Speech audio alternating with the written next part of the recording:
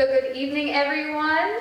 Thank you for coming. I will be very short on the microphone. I just wanted to give a quick introduction. We do have two youth ambassadors that organized this entire evening. Layla is here with us, and I'll pass the mic to her momentarily. And then Noah Mcdowell, unfortunately, can't be with us. He tested positive for COVID, so I do have a wrap-up statement from him at the end of the event. But I did want to give credit where credit is due. They've worked very hard to bring substance use, sharing our story with our four panelists. I could not be more proud. And essentially the goal of this evening is to really start the conversations between not just children and their parents, but also the community. There's still a lot of stigma around the topic of substance use and addiction, and we're really trying to break that down. And I think that tonight will be really eye-opening and resonate a lot with not just the youth in the middle school and the high school, but also parents. If you have younger children at home, we are starting those conversations earlier and often. And we've had the opportunity to go into Osgood and Deer Hill, myself and our youth ambassadors. So I'm very excited that we have this evening. I didn't introduce myself. I'm Nicole Blaschi. I'm the Program Director of Safe Harbor, Cohasset Coalition, and our mission is really to have a strong, inclusive community that has these conversations and is building a future for responsible choices when it comes to drug and alcohol use for our younger generation. So without further ado, I'll pass it on to Layla. We'll get the evening started.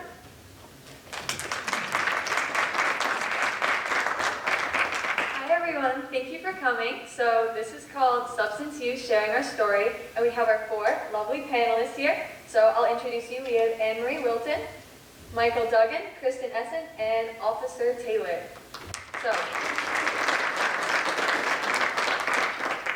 So the format of this panel will be around 10 minutes for each of them to share their story, and then we will have a Q&A session afterwards, so feel free to ask whatever you feel like asking, and that will be for around 5 minutes. So without further ado, I'll pass it off to Anne-Marie Wilton.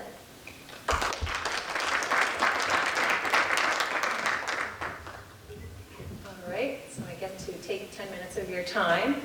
I'm here to share my experience as a parent. I have a daughter who suffers from SUD, and I have to say it did take me by surprise that it sort of was growing underneath my own nose, and I think I did not notice it for a while. So I do caution parents to recognize possibly some of the things that may lead their children to make the wrong choices. And one of them in our instance was Sarah had a high degree of anxiety and depression. And I think that it probably went untreated for too long, and she sort of found alcohol at 15, and it sort of created an aha moment for her. I think that people do abuse alcohol and drugs, but I think if you are going to have the propensity to go way too far with it, it's not something you take to have fun, it's something that actually you feel it fulfills you. I think it solves for her some of that discomfort that she always felt. So if you're in the room, and you're one of those teenagers or people, I would caution you not to keep returning to that substance to cure your problems, because it will not work in the long term. You need to find a healthier solution. And we did, I mean, I could go on and on for much longer than 10 minutes, but we did try, we knew Sarah was uncomfortable. We did try therapy as a child. We tried play therapy. She had lunches with her guidance counselors. She had 4 different schools. We had eventually intervention with DYS and DCF, because things just, they spiraled, right? The one thing that I did not do as a parent, and I wish I could go back in time, would be to teach her how to meditate. I think that emotional regulation was the thing we never really addressed, and I think if she could have recognized at an early age why she was reaching for those things, it would have helped sooner. So if you're a parent in the room and you have a young child, I would start really soon. I think I would add meditation along with story time, reading in the evenings. So I would do 10 minutes, with your eyes closed together after you read a book. And I think it's a lifelong practice that would help. Is that enough for now? Or are we going to come back with questions? Or...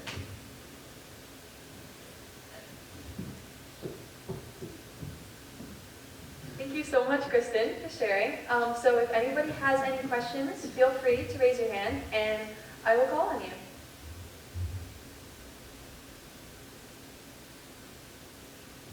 Can I say a few more words, actually? Sure. So, I'm sort of talking from a prevention standpoint. If you're already in that place, and you're a parent and you know one of your children is struggling, it's never healthy to keep it behind closed doors, right? So the only way you're going to move forward is to bring it out into the light. There's a lot better resources out there right now. Any of us can help you. There's good treatment facilities, there's good medications, there's also parenting strategies that are extremely effective if you know what they are. So, look for help. Look for help. Oh, Trish. You said that Sarah had SUD. What is that? Substance use disorder. It's a disease. It's a DSM actual recognized disease. Addiction is, and it should be treated as such. It has been very hard to find evidence-based research and resources for it, and we're making progress. This man right next to me runs a fantastic facility. There are things out there that isn't enough. There really isn't enough to treat this problem, in my opinion. We've had many, many years of trying to get beds of 20, 25 different facilities, rehabs, detoxes. It's exhausting. It's exhausting, and the field needs to improve. And the way people treat people with this disease needs to improve. Mark. It was really good to hear you. So you just made a statement about how addiction is a disease and speaking up about taking some action against the stigma. Can you just give a little insight, like from the beginning of your journey, were you so open-minded towards addiction? And if not, how has that process changed and how have you grown in your view over time? I think I was not as open-minded because I actually really don't have it in my own family, but we do have a genetic component, my husband's side. So I think I was surprised, and I thought I could control it and fix it, and that is not true. How have I changed? I've changed because I would do anything to help my child, and I had to actually fight for a long time. I've been working on this for 10 years probably, trying to get her care, proper care, and it hasn't been easy. So I turned from being, I'd say, completely ignorant to actually being completely outraged.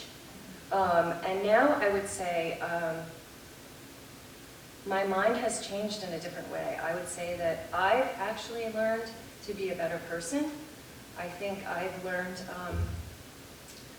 more about the struggles that other people have and the struggles that I have. And these are like real struggles. They're not small things, right? These are big things.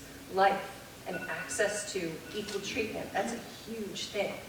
And I don't know, it's just made my world bigger. It's given me purpose, I guess. So I hope that answered your question. Brisbane, right? It's Francis. So it seems like a lot of kids maybe don't know the possibilities of substance use. So is there anything besides the education that you think schools could do to try to start educating kids at a younger age? I think I heard part of it. What can schools do to start educating children at a younger age? Yeah. I can't tell schools how to run their day, and I also know that a lot is packed into a day, and we've kind of danced around this for a while with the administration, and they do the best that they can do. But I do think we need to put meditation in early, even if it's just 10 minutes every morning, starting at the Osgood level, first grade, kindergarten. I think think I'm a teacher, so I actually know now, or I have antenna that go up in the back of my head when I see a child who I think may go down that path with deep sensory issues or discomfort, self-discomfort. I can see it, and I just try to, I guess I wish there were more teachers out there, and there were more guidance counselors out there. And also, you know, my experience is just one sliver. So just because my child is uncomfortable in their skin doesn't mean everyone who suffers from addiction is. But that's what I've seen. I think some people are led there by the pharmaceutical industry. You know, there's different reasons. Also, I think kids need to be kinder to each other. I think you're improving in that. I think bullying leads to a lot of children seeking self-comfort. That did also happen in our case. Yeah, it's hard, Francis, you know. I think just being part of the youth ambassadors is great. Here's another thing I meant to say, too. When you're in high school, you think everybody's drinking and doing drugs. It's not true, actually. The people who are not drinking and not doing drugs are not saying, I didn't drink and do drugs on Saturday, right? Those are not the kids you hear from. The ones who are making the noise, you think that's where the party is. Most of you are not. So if you feel like a fish out of water because you're not doing what everyone else is doing, you're not. The greater majority of you are actually doing the right thing. So it's important to keep that in mind too. Positive social norming, it's important. Hey, my name's Tucker. I was actually really good friends with Sarah in middle school. Before I left for treatment in 2018, I reached out to her. We had a conversation about what she found effective and whatnot. Tucker's sister, I don't know if that rings a bell. I'm sorry, I didn't even hear your name. Tucker. Tucker's sister. Oh, Tucker, okay. I do remember your name, yeah. Well, yeah, I'm just curious, in the case of Sarah, like what ultimately did she find to be effective? Like, you know, after however many rounds through treatment, did she find one particular strategy or method that she found most helpful? Sarah's still working on, I think, finding lasting recovery, but she has had some successes, and the longest success she had was after she followed a 12-step program. That really seemed to work for her. And she had over 2 years, which was like fantastic. She was like the best version Sarah could ever be.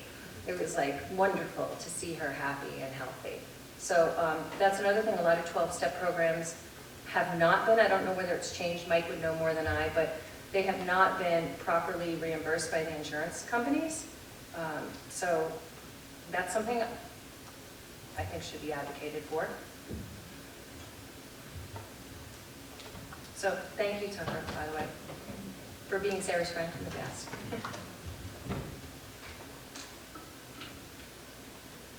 Nicole? Yeah. I know, I took my time.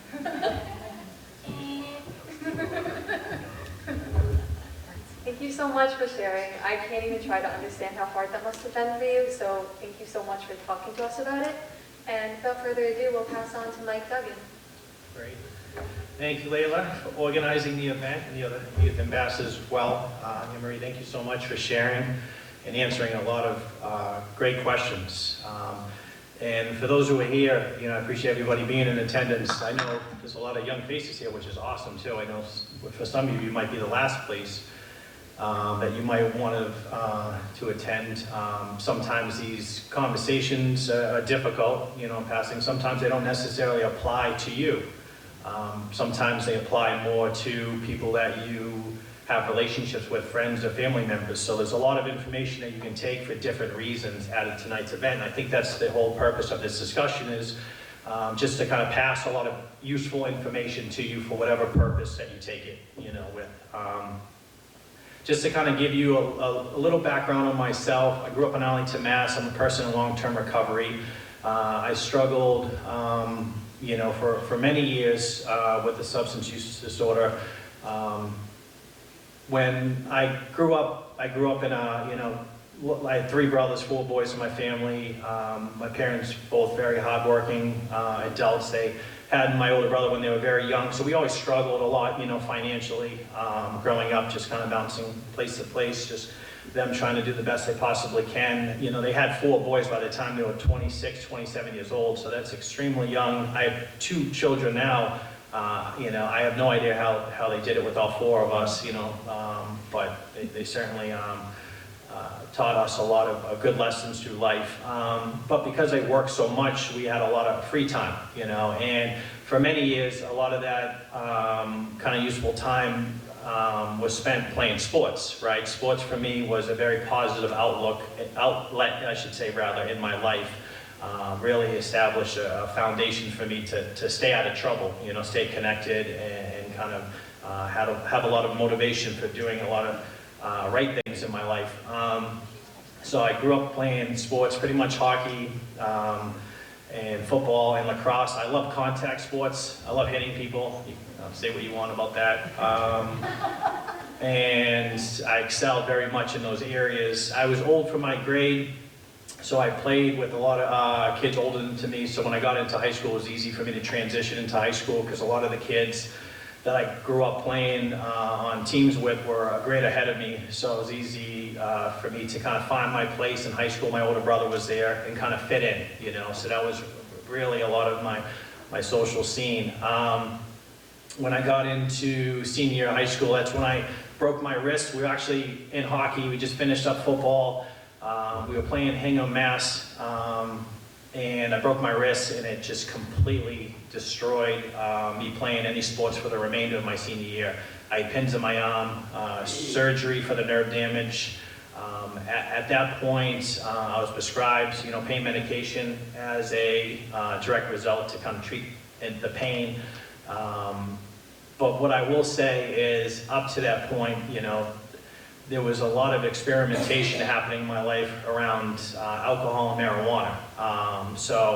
I don't want to gloss over that because I didn't necessarily realize that I was at a high risk for developing a substance use disorder, for spending so much time kind of what I thought was having fun partying, like what Anne-Marie said, like I thought everybody was drinking, and everybody I hung around with was drinking, but it wasn't necessarily the case at all. But the way I grew up is alcohol is very socially acceptable. So I really much saw it normalized as part of a way of having fun, the only way of having fun. A lot of my, family parties existed since my mother was so young and my father, when they had us, my aunts and uncles were in high school when I was growing up. So that was my, idea of a family party was a lot of younger aunts and uncles and, a lot of Irish music and a lot of drinking. And I just assumed that was the way of fitting in, the way of having fun. So I didn't really see any other, options. So when I got taken out of sports completely and I lost my foundation, for me it was all about having, in my ideas, fun, right? Let me go and just focus on finishing up the rest of my school year. I got college right around the corner. I got accepted to go to Bentley and Waltham to play football there as well. And that's where my focus was on full time. When I made the transition into college, it was a whole different experience. I didn't know anybody, even though I went early to play football there. But my partying had gotten so out of control, it became something that was just a part of my life to becoming the main priority of my life. All of my, I'd say goals started to shift without me realizing it. And I don't want to get too far into kind of where things led, just because we're limited on time. I could, talk forever, as some people say, But the real issues kind of presented themselves in one simple way, I guess I could best describe it. I went away on vacation going into freshman year of college. I was taking a lot of prescription pain medications, and I didn't know I had a problem with them. When I went away, I didn't bring anything with me.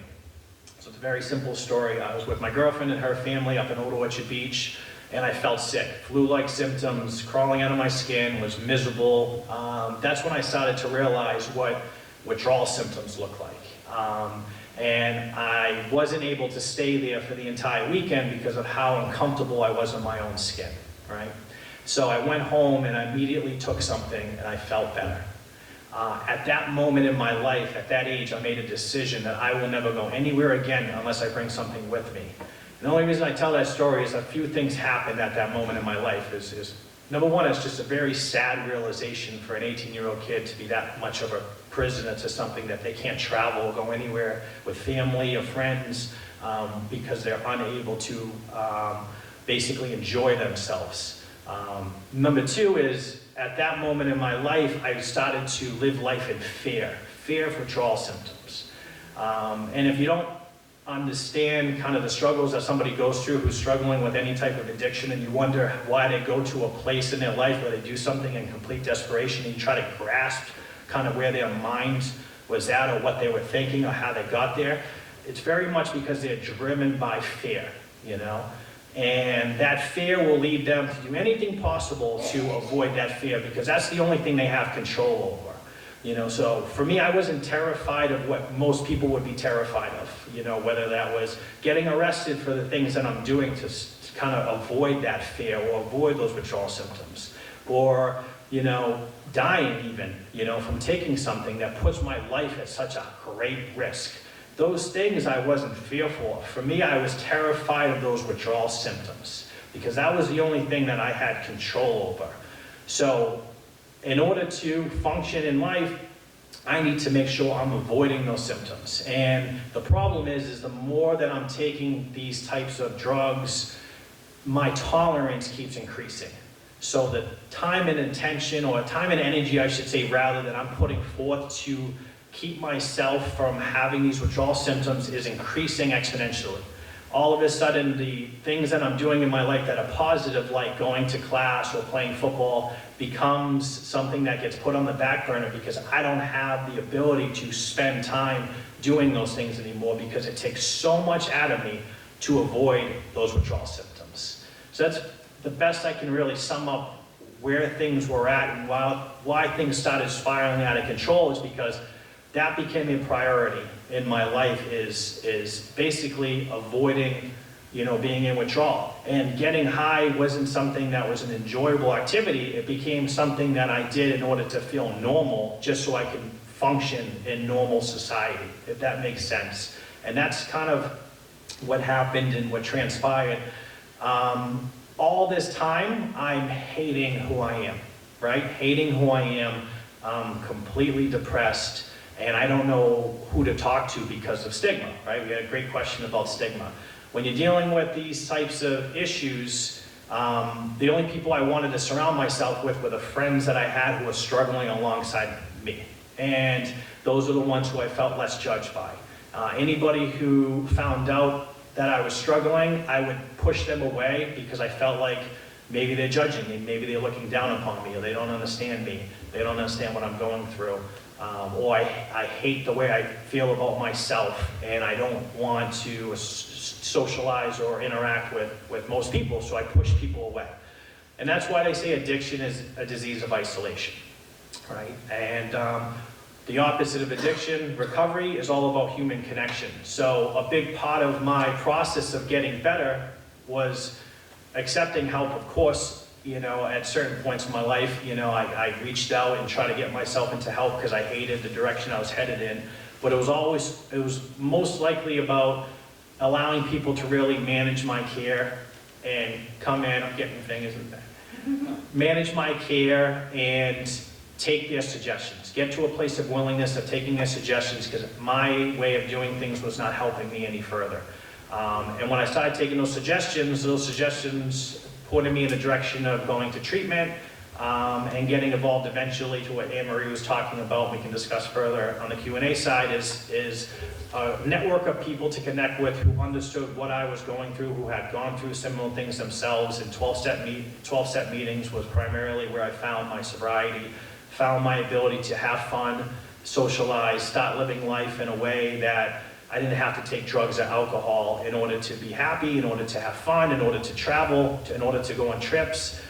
My freedom came from the responsibility of taking action, action that was invested highly into recovery. Recovery for me was, you know, it was a full-time commitment. It became the majority part of it became everything. In order for me to go back to school and finish my degree at Bentley, because I had to take years off to focus on myself, I had to put my recovery first. I had to put meetings first.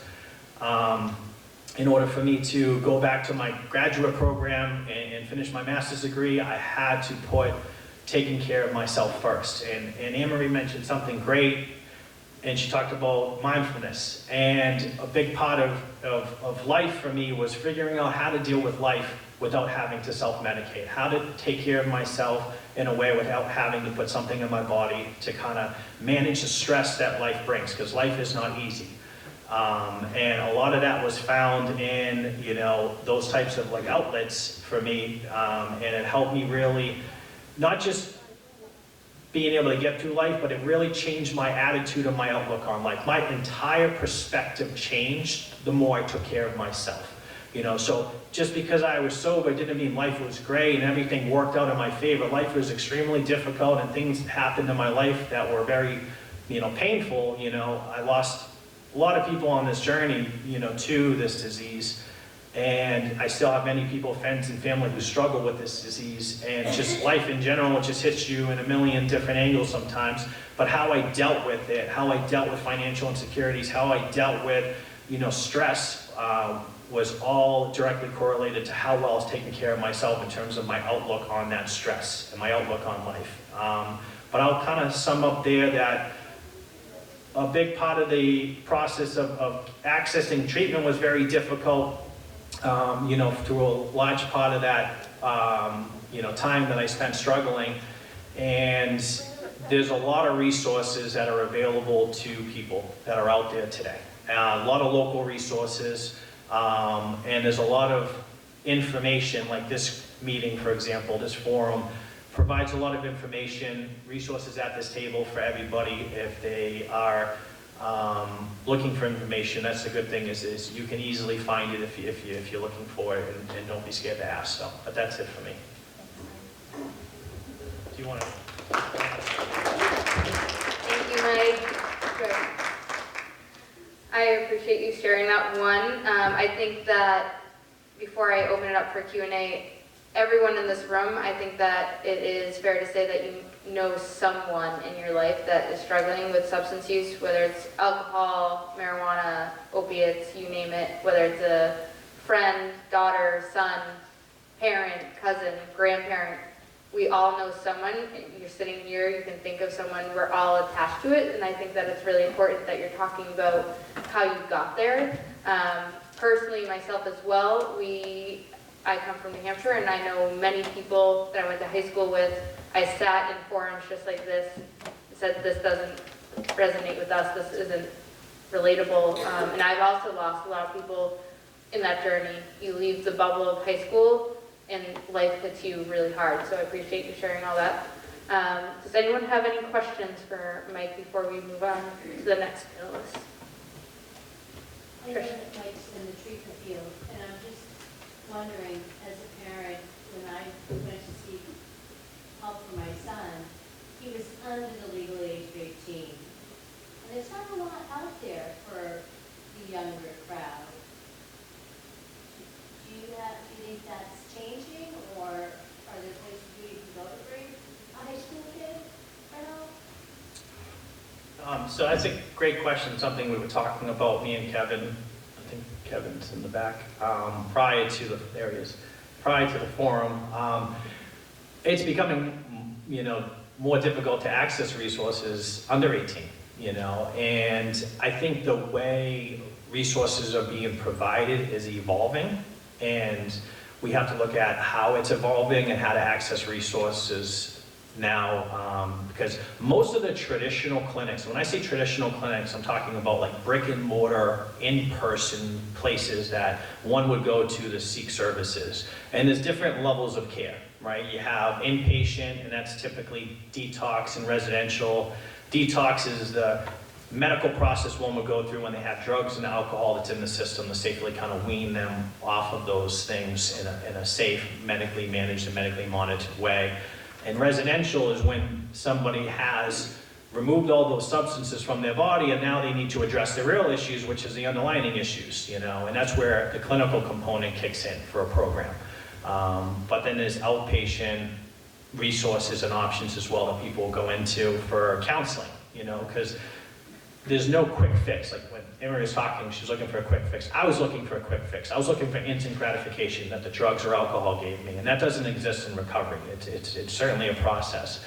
And when people are accessing treatment, it's important for them to engage themselves in as many services as possible.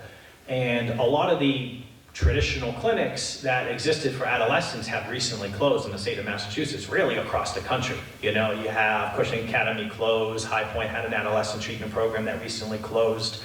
And I think the learning style, it changes so much, and, you know, especially the younger generations, they're so connected to technology that they're not willing to attend in-person services, and that's a big reason, because it's a huge problem for that age demographic that exists not just in this state, but across the country.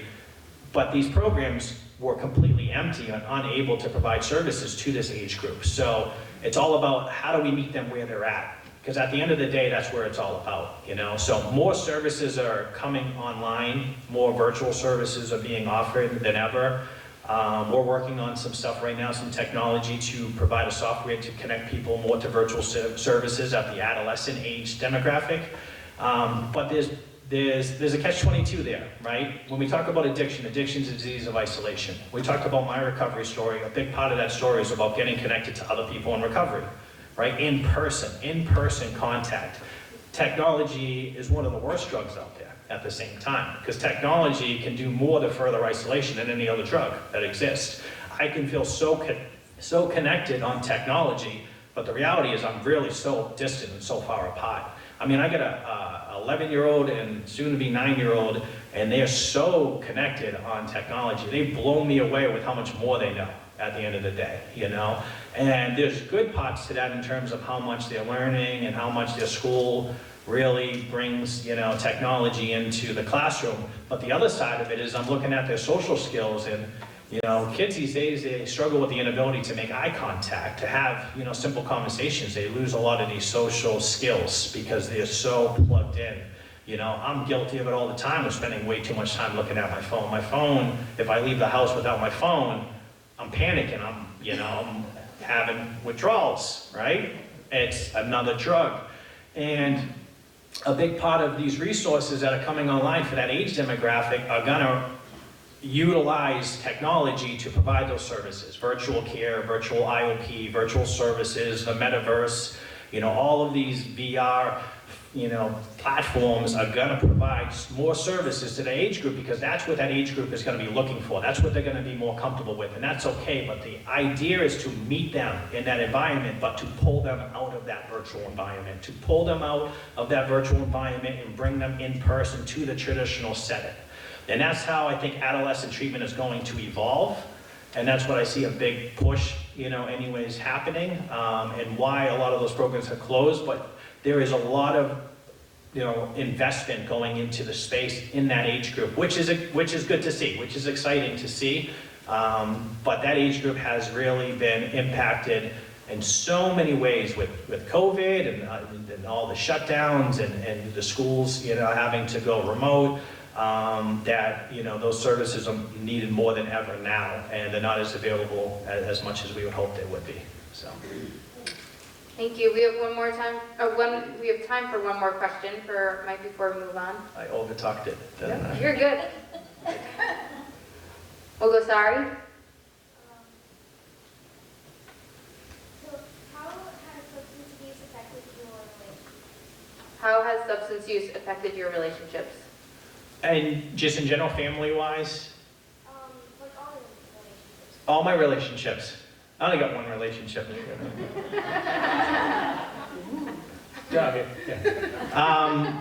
So I'll go through the real quick, in 30 seconds or less, as Jimmy tells me to make it quick. I'll go through in an active addiction and then in recovery. In active addiction, it destroyed most of my relationships. My family was always there, but again, I didn't let them in. I pushed them away more than anything else. Most of the friendships I had, there was one common denominator, and that was using or partying together. So a lot of those relationships with friends changed when I got sober, when I entered into recovery with people in recovery. And eventually, some of those people that I grew up with got sober as well, you know, and I have relationships with them today. You know, I still have relationships with people that struggle because I will never, you know, cut them out of my life, but it's different when someone's still struggling, staying in touch with them.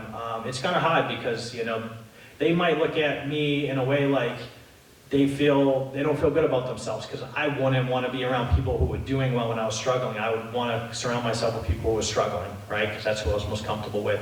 But my family, you know, hurt in many different ways because addiction is a very selfish and self-centered disease. You know, you don't mean to, but when your life is about you, it's about survival. You're going to make that the priority versus the relationships and not spend any quality, meaningful time as much, you know, with the people that you really want to, but you don't necessarily know how to or equipped to. But when I got sober in recovery, it helped me repair a lot of those relationships, but they didn't repair themselves overnight. And a lot of it didn't have anything to do with me doing or saying anything. It really had everything to do with me just doing the right thing, you know, staying sober, staying on the right path, taking care of myself, getting back into living life in a good way, repaired some of those relationships just organically on its own. You know, I would try to get out of treatment, just fix everything. And the reality is I just had to stay out of my own way and work on myself and trust the process. And some of those things managed to fix and repair themselves on their own. And then in the 12-step kind of community and the programs that people see themselves getting involved with, there's a part of that process that has to do with making amends, right? So a lot of people will spend a significant amount of time making amends to people that they hurt in their active addiction because they want to hold on to meaningful recovery. In order to do so, they have to basically clean their side of the street, you know, and do the best they can to live not just physically right, but spiritually right at the end of the day. And going through that process really helped me not only take a relationship that was at one point up to that point, but it helped me reach more depths in the relationships that I had because they were, you know, they had gone through some controversy, and if anything, the relationships were stronger because what we had gone through together as a family or a friendship or whatever. So I hope I answered your question. Thank you. Thank you very much. And if there are lingering questions for Mike, remember all the panelists will be here afterwards, and we'd love for you to come up close and personal, ask those questions. So without further ado, I'm going to pass it on to Kristen Essen. Thank you, Mike.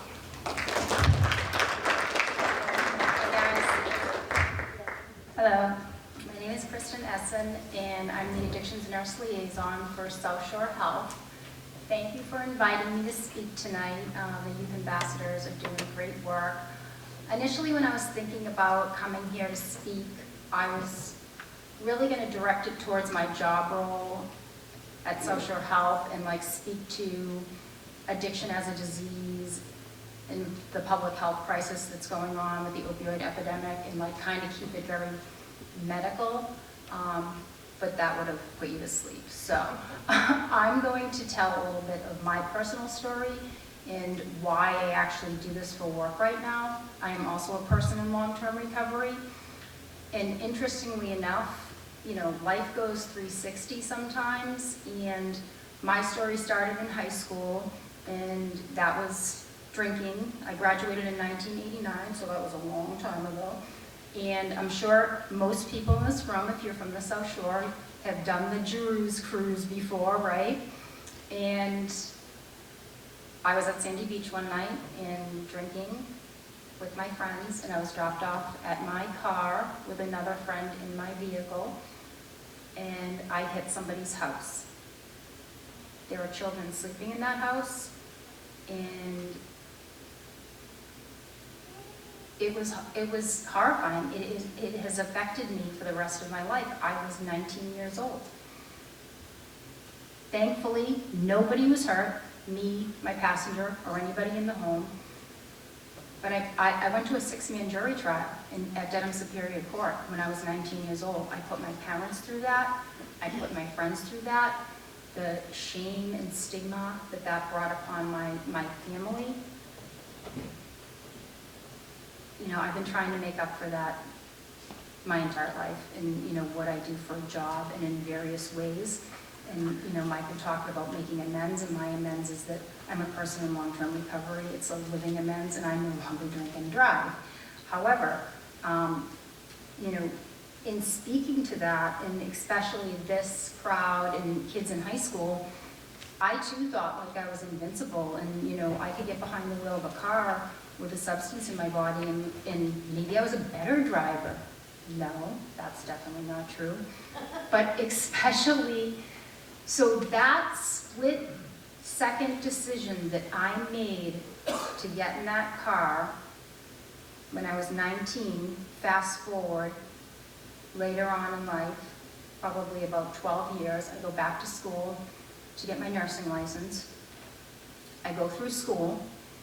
I was honest in my application, etc., that this was something, that was part of my past, and was very honest about it, and completed the entire program. And then when I went to sit for the board of nursing said, no, you can't be a nurse.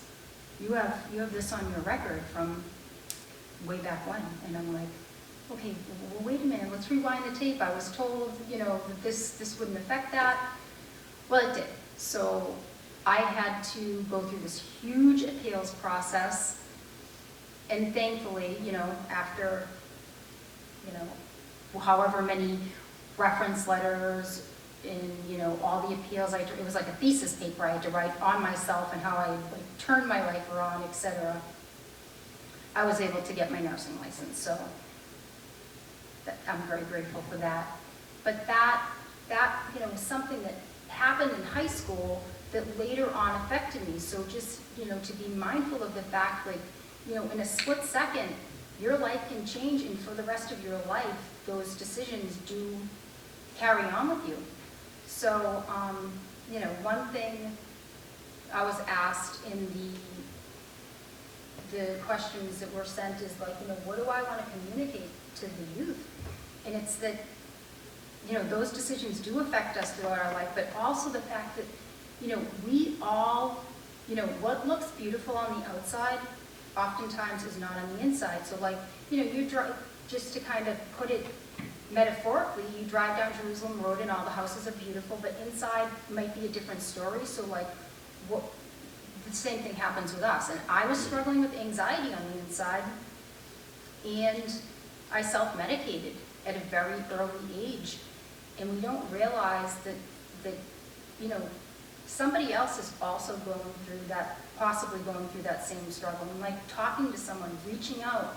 Back then, I didn't feel I had anybody to talk to. And I actually thought my drinking was normal at the time because that's what everybody in high school was doing. But not everybody in high school was drinking and driving, and that's not the case. And they weren't sent to a 6-man jury trial. But also the fact that, to try and connect with people with like-minded interests, like with sports, and, there's so many different pathways right now to deal with any stress that you're under. And there's a lot of stress. I would definitely not want to be a teenager again, but there, like Anne-Marie and Mike both spoke to mindfulness, meditation, reaching out to someone, getting those peer connections. That's how I definitely found my recovery as well in Alcoholics Anonymous, in the 12-step program. It was so helpful because we all connect at the same level.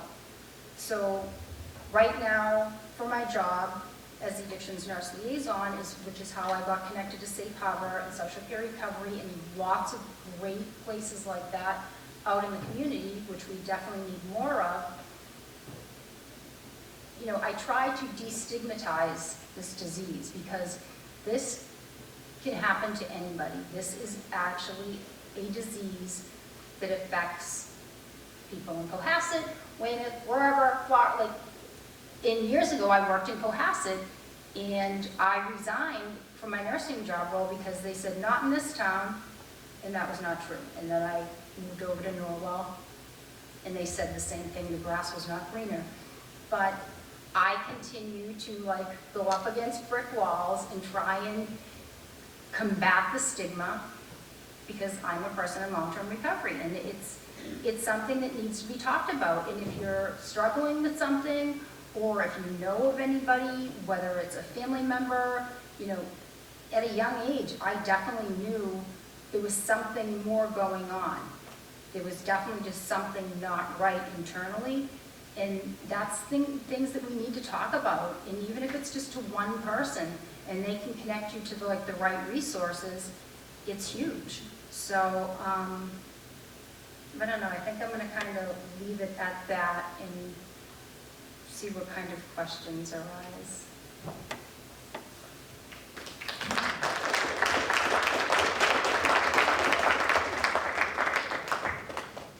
Thank you, Kristen.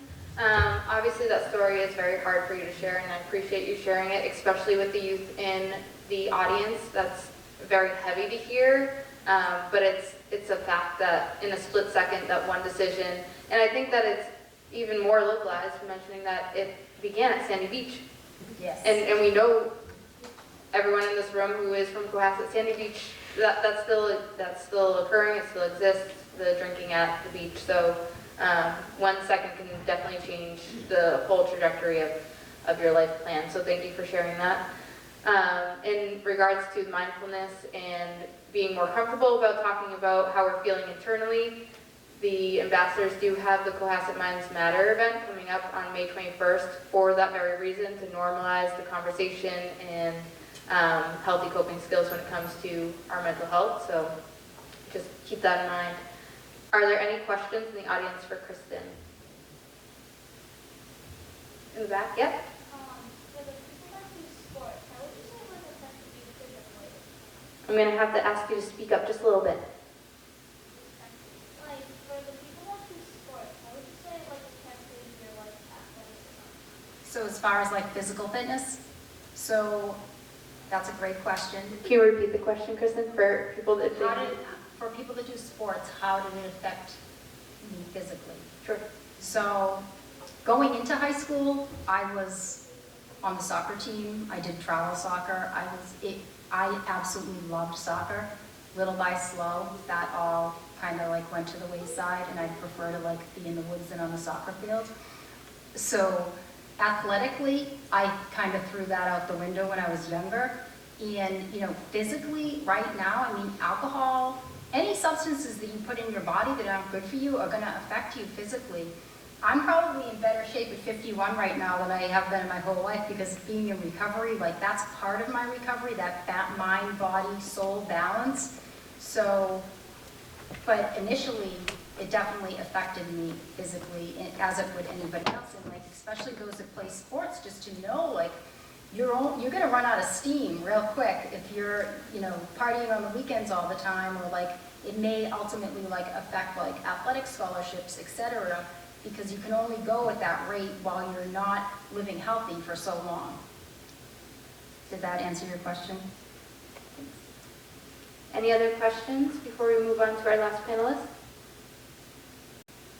Yep, okay. How do you kind of like start conversations with your friends about like substance use? I know like in schools you kind of like talk about like just like small talk, and then kind of like going through and through people kind of like don't get it. So amongst peers about talking about it, or just to go to somebody in general? Like talk to you about it. So to your peers, how did you start that conversation? Well, first of all, if you're a person that's either struggling with it, or if you think, you know, someone in your group is to just open it up as, you know, this is a disease. I mean, if it seems like it's more than just a experimental type thing, and it's actually like gotten to the point that it looks like it could be a problem. If anybody's experiencing blackout drinking, like there's a problem at this point, so you probably should speak to someone. But I don't know, if they're your peers, you should be able to talk to them about anything. And I feel like that's one of the problems that we have, is that we feel like that we can't be ourselves, and that we have to put something in our bodies in order to like be a different person. Like, why aren't we comfortable in our own skin? Like, And a lot of these peers, per se, are kids that we've grown up with our entire lives. So like, why when we were, 5, 6, 7, 8, 9, 10, we could all like be ourselves and play and whatever, and then we get to the certain age and like the mask comes on and the substances go in us to be somebody different. Your peers should support you regardless. So to be able to open up a conversation to someone that's your friend or your peer, I would just open it, like, just say, ask, like, whatever the question is, like, that's one thing that I talk about in my job. We have to be able to have tough conversations, whether it's in the medical field, with peers, in the school system. We have to be able to, like, talk about what's going on. So I would just recommend asking or open up with whatever dialogue you feel comfortable with. Thank you for that question. Yep, last one in the back. Well, I just wanted to say thank you all for coming out tonight and sharing the stories with all of us. I think it takes a lot of courage, and I appreciate that, trying to help educate the community. So I guess the thread that I heard from all the shares seemingly is this bit of anxiety, and that seems to have opened up the doors to a lot of people trying to explore substance use, and that leads to the disorder and so forth. So I guess, it'd be nice if we could answer the question, how do we reduce everybody's anxiety, right? That's not going to be answered here tonight. But I think the important thing that we could talk about, and if you guys don't mind sharing a little bit, like, okay, so everyone had this anxiety, they tried these substances, and in fact, none of that reduces the anxiety. It actually increases the anxiety, because like Mike shared about, now you're struggling to chase this drug to keep you from feeling that anxiety. But realistically, that's creating a much bigger storm in your life. So is that true, and is that what really happened? Because the thread that I heard was anxiety, anxiety, anxiety, whether it was talked about with the word fear or otherwise. But like, did it work, or did it make it worse? For me, with alcohol, it made it worse. But at the time, I started drinking at a young age. I didn't know. I didn't know what I didn't know. I was probably 13, 14 years old, and, I'm trying to mask all these feelings, and all of a sudden it's like, it appeared to help then. However, the more it increased, the worse I felt, especially the next day. But I didn't know back then, we're going back a while ago, that it was that we didn't talk about anxiety. I don't even know if I heard the word anxiety back in the 80s, like, for me anyways, like, and I didn't go to my mother or my father, and it wasn't brought up, like, at a doctor's office. So I just thought it was normal, but drinking helped. And as I became, into my 20s, and it was ramping up, and, probably around 24, my father died by suicide, and like my drinking really kicked off, and like then I was like feeling worse and worse, and it wasn't just a hangover. Like I had terrible hangovers, but it was like my body was just riddled with now what I know is anxiety. And I wish I knew, so as a mom now, I know when my daughter, who's 21, came to me with these feelings that she described, which were anxiety, I knew what to do. I brought her to her PCP, who then referred her to like a psychiatric nurse practitioner or whoever. So there's a ton of resources now, but it definitely didn't help. And I know now, obviously, it just made me feel worse. Yeah, and I would just add to that substance use, to your point, with anxiety or uncomfortable feelings, when you're putting the substances in to quote-unquote take care of those feelings, all it is a temporary fix. You were mentioning that in that moment, at that night, it made you feel better, but maybe the next morning it was 10 times worse. As you continue on, it gets worse and worse. And Mike, you mentioned it in your stories as well, that you were at Old Orchard Beach and you were just riddled with these feelings on top of withdrawal. And it's just a temporary fix to the bigger issue that really does need to be resolved. And again, we keep coming back to meditation and these healthy coping skills that we really do need to start talking about more, but also start practicing more. And I think an answer to your question, I think with the question, how do we really get to the issue at hand, is starting younger and starting to implement those types of healthy coping skills at a younger age and more often. And I do think as a community in Cohasset, we are doing that slowly but surely. Do you want to add? Yeah, and I mean, thanks for the share as well, and completely agree with you. Anything in life worth getting is going to take hard work. Me, unlike Kristen, I'm not in the best shape of my life, and in order for me to be in good shape, I'm going to have to go to the gym. I'm going to eat much better. I have to do much better at the eating. But these things take work. They take discipline, right? And we live in a society where we're looking for instant, right? Instant. Everything's so quick. Everything comes to us so fast. And, in a lot of ways, treating my anxiety, I might be looking for that instant, something quick. And we live in a society that we're constantly being barraged with advertisements from pharmaceutical companies, and we constantly self-diagnose ourselves. We have access to the internet. I can go on Google and I can find a million reasons why I'm out of shape. It's pretty simple. It's just I need to eat better, go to the gym, but I could find like a whole other angle and be like, this is why. This is the real reason. So we're one of the few countries, where pharmaceutical companies directly target consumers with advertisements, and it'll tell you what your issues are, how to diagnose yourself and where to go to for the solution. So we always have to look at the fact of, not necessarily making these determinations of what's going on with ourselves by ourselves, right? Talking to people about what we're struggling with, talking to professionals about what we're going through, and getting these clinical, or professional opinions, as to what is probably the best avenue to take to deal or treat whatever it is that we're going through, versus kind of making that determination for ourselves. Alcohol is, interesting. Like with alcohol, I could be utilizing alcohol because it's the only way I can have fun, but at the same time, I can be utilizing alcohol, because I'm going through a breakup, and I want to not deal with that breakup and the pain that I'm going through, even though alcohol serves as a depressant. So it's doing the exact opposite. I'm taking something that has the exact opposite effect at the end of the day that I'm hoping for or that I'm seeking for. And just real quick, I want to mention, there was a question that someone said about peers. I just wanted to say this: peers have so much power, right? So at our treatment program, right, we have amazing staff, clinicians, doctors, nurses, case managers, techs. The best people that help the patients overall, at the end of the day, are the peers. The people that are in treatment with each other, help each other because they're going through similar lived experiences at the same time.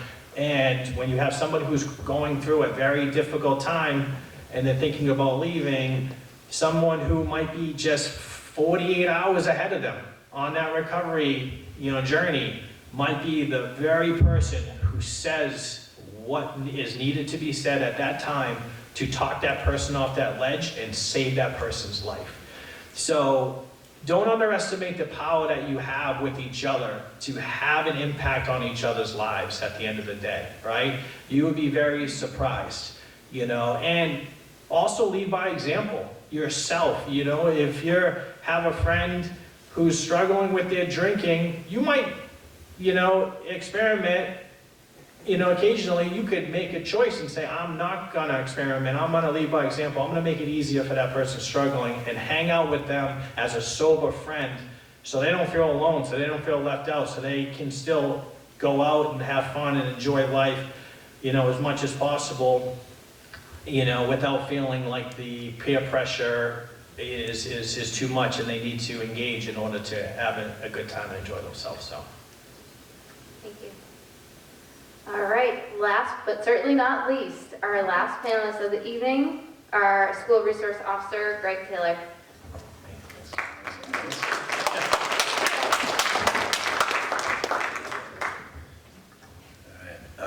So I'm the School Resource Officer for the Cohasset Public Schools. I do all 4 schools.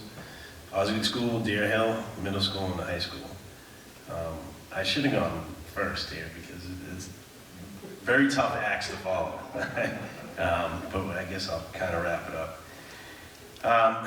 So I'm going to kind of come at it a little bit of a different angle. I don't really have a personalized story, but I'm going to give you my story about how, like my job, what I've seen, how I'm trying to help in the schools, and stuff like that. So I've been on Cohasset PD about 10 years.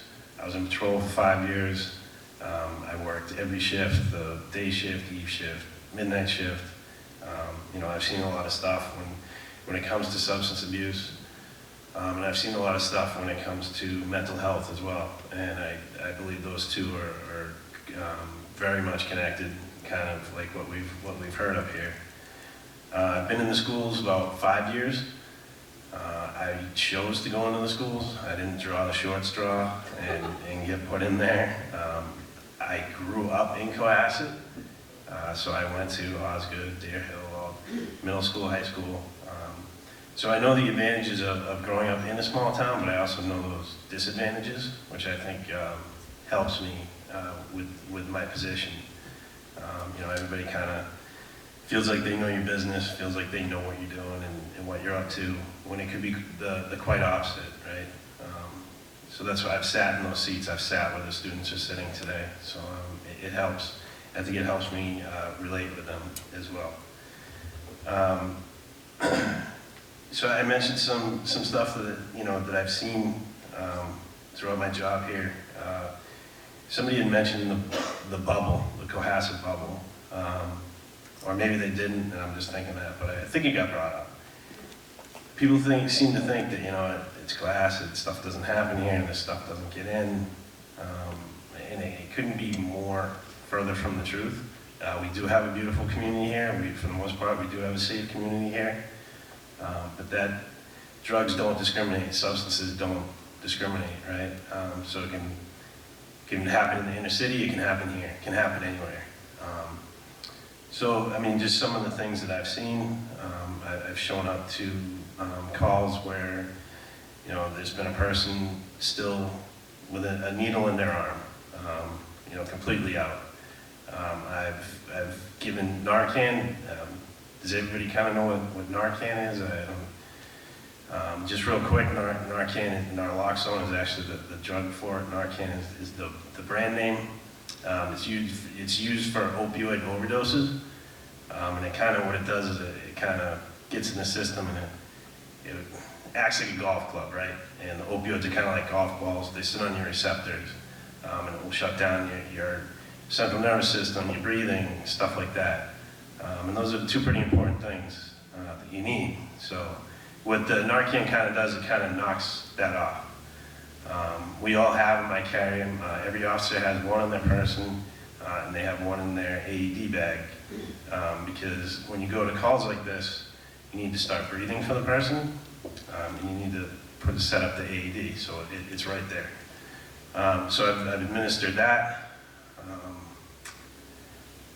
Like I said, it doesn't discriminate. I've gone on calls where I've had overdoses from somebody that's been 18 years old up until somebody that's been in their early 60s.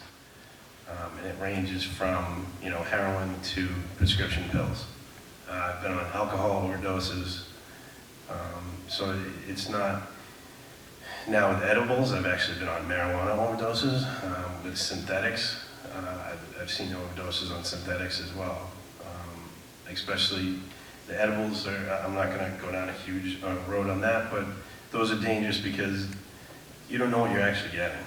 Somebody could take it from home. It could be a 25 milligram edible, which if that's the first edible that you're eating and ingesting, that's a lot. That's a lot, especially if it's a teenager or a juvenile or a student. So I've actually been on, people don't think that you can OD on marijuana or THC. That's not true.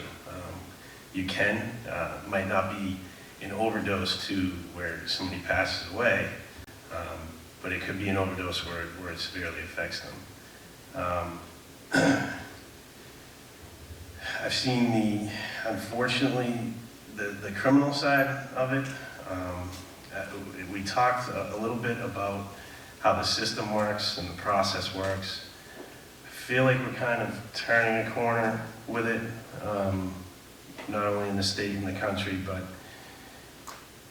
before it was, you know, you get caught with drugs, you get charged with it, you go into the courts, you know, you either get quaffed out or you do a little bit of community service, this or that.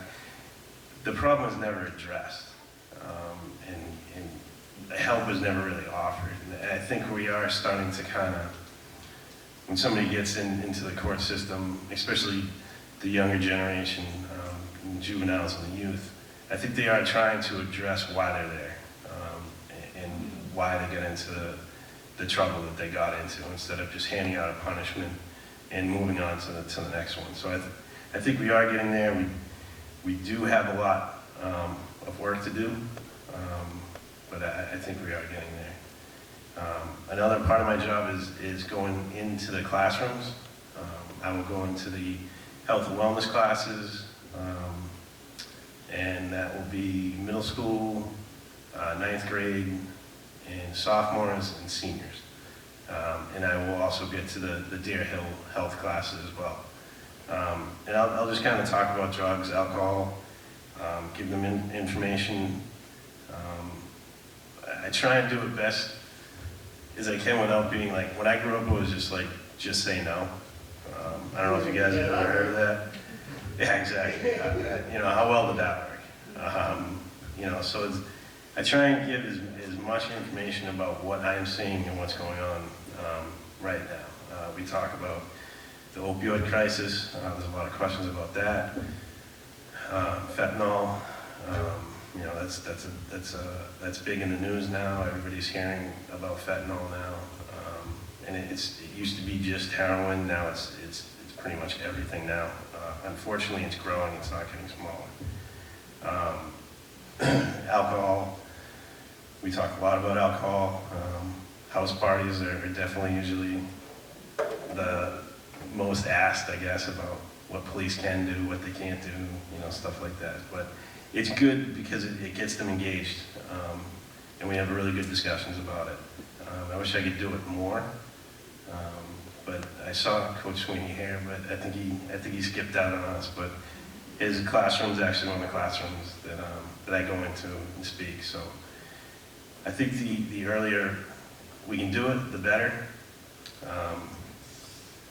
And just kind of in conclusion, I'm here as a resource. I mean, it's in my name. I'm a school resource officer. If anybody needs resources or feels a friend needs resources or what have you, or just want to talk, I can be reached. My email's on the Cohasset Police website. I have business cards in the main office at the high school. I should probably put some at the middle school as well, but you can reach me that way, grab a card from the office. And I'm very easily accessible. We can set something up, for sure.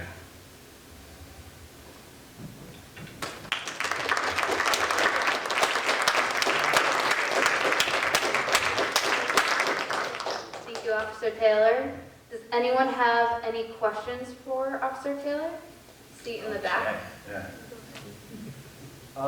And I'm just going to ask you to speak up as much as you can. Yeah. Do you think the normalization of alcohol makes it easier to abuse for teenagers? Absolutely. Absolutely. And like I said, I grew up in this town. Faces have changed, but not much has changed. Back then, and I'm a fossil now, so I mean, even back then, things were kind of accepted. You know, just as long as you're doing it here, and I know you're okay, and I know you're safe, you know, and you have, you know, 10, 15 people over, and you know, parents are drinking upstairs, kids are drinking downstairs, stuff like that, you know. Like you said, the normalization of it, you know, it's all the parties, birthdays, graduations, this, that, and if alcohol's there all the time, it's just kind of like, oh, that's what we do at parties, that's what we do to celebrate. So yes, I do think the normalization of it definitely makes it easier, and it kind of, yeah, unfortunately, and it makes it easier to get too. So. Another question, right in front? It's not really a question, it's more a statement. Like you said, the edibles, the THC, it's no joke. You really can trip on them, and it is mixed with fentanyl too. If you don't know where you're getting it from, you can be getting fentanyl instead of just THC. And just be aware of that. Thank you, and that's something very important. I know that that's been a topic as of late as well. I know Kristen and I have talked about it in the back end. So for those who didn't hear, the edibles, THC, marijuana, it's not the marijuana that was even 5 years ago, 10 years ago, and it has been leased, and that's a fact, as again we've been talking about. So it's definitely something that we want to get more information and education out to the community, just to be aware of, now that it's legalized especially. You want to add to that? I also wanted to mention that sometimes I know students illegally take Adderall, right? Street Adderall right now almost always has meth in it. And, I know that firsthand too. So not just talking tales, not just, be really, really judicious. Like, I'd love to say, just say no. I would really love to say that, and I would love for you to do that. But, right, if you're going to experiment, make sure you get it from a marijuana shop and not from, downtown Boston from somebody on a street corner, right? Because you can be in real trouble. It's real. It's dangerous. The playing field has changed from when we were younger. I graduated in '88, so I'm older than Kristen. I'm probably the oldest. I am the oldest person up here. And I think we had like Bud and Miller. That's what kids drank, right? I never even saw marijuana. I guess it was out there, but that was like a 60s thing. There's so much out there now, and it's so strong. And I don't even think you know what you're taking. So I'm going to be the person to say, please don't take it. Okay? Thanks. Yep. Final comment, Kristen? I just wanted to touch on what Anne-Marie just said real quick. Working at social health right now, and one of the parts of my job is I review ED reports daily, and like she said, there is absolutely nothing out there on the street right now that you're buying that is not laced with something else. And I actually, very gratefully, I was sent to the CADCA conference this year in DC, and I was able to hear one of the DEA agents speak on the fact of like what's coming down the pipe right now, and all the crushed pills, and Narcan's not even working on some of them right now. So just know, like, anything bought off the street is not what it actually is. If it says it's this, there's sure to be something else in it. So just to be mindful of that as well. Thank you. Just to piggyback off that, so one of the things that set off the opioid epidemic was prescription pills, right? I think we all kind of know that. So don't the drug dealers. And what they're doing, we're seeing huge amounts of like counterfeit pills and knockoff pills hitting the market, and that's how they're doing it. I mean, you could buy a pill press for, and press out 500 pills, at a time, and each pill on it kind of has a marking, and that's kind of a way to figure out what it is, or a code or something like that, and they'll press these codes on the pills. So one of the things I talk about, and especially with the seniors, because they're going off to school next year, is, a lot of times right now, end of the year, you have exams, 3 or 4, you got to study for, and you might have 2 on the same day. Somebody might offer you a pill, right, and say, oh, this kept me up all night, just try it, You're only going to do it once, it's just for the exams. You have no idea what's in that pill. And I tell them, it's not worth it. Get a couple cups of coffee, do what you got to do that way, but stay away from the pills, especially now, because you just don't know what's in it. And you hear it all the time. That one time could be the last time, especially with what they're putting in them now. Thank you. And can I do a quick second to give all of our panelists a quick round of applause before I wrap this up? So I do not want to cut anyone short here. I think that we could have had an evening where we went on for 5 hours to talk about everything. I think we need a whole day, to be honest. And thank you for all the questions, because it could have been painful for us up there. So really appreciate all the questions. And if there are lingering questions, like I said, please feel free. I mean, we are kind of limited on time in the building, but we do have our panelists here as a resource always, and you can reach out to me and I can pass on the questions. But Noah Mcdowell, like I said, was a big part of tonight's all the planning. I am Noah today. I just changed. So he does just want me to have his final words read off because he was super disappointed that he was not here to be part of all of this. This was months of planning, so I'm just going to read it word for word, if you can just bear with me. So hello all, this is Noah Mcdowell, one of the youth leaders for Cohasset Safe Harbor. I wanted to extend my apologies for not being able to attend this evening. Unfortunately, I tested positive for COVID-19 and had to quarantine. That being said, I would like to thank all the panelists for coming out tonight. Thank you for sharing your stories so that we may learn from them and expand our understanding of substance use. I assure you your efforts are making a difference for the youth of Cohasset, and many thanks are also owed to the youth ambassadors who showed up every week for months to ensure this panel could happen. I'd also like to thank and would ask you to give a round of applause to Nicole Blaschi. You didn't have to do that. Who I assume who is probably the one reading this. Nicole has facilitated the efforts of the youth ambassadors in putting on this panel, and we wouldn't have been able to do that without her. I would like to thank all attendees for coming out tonight, and I absolutely agree with that point. I appreciate you all taking the 90 minutes to be here and listen. This is such an important topic. You taking the initiative to come out tonight to educate yourself about substance misuse and lend your time and attention is perhaps the greatest service to our community of all. Wow, I couldn't agree with those words more. Last but not least, I would like to thank Layla, who through thick and thin has stuck to this project.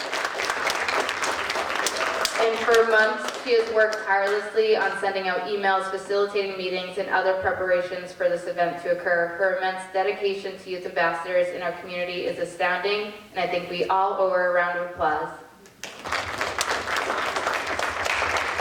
So thank you all very much. I appreciate you coming out. This will be recorded, or it was recorded, and it will be played on 143 TV.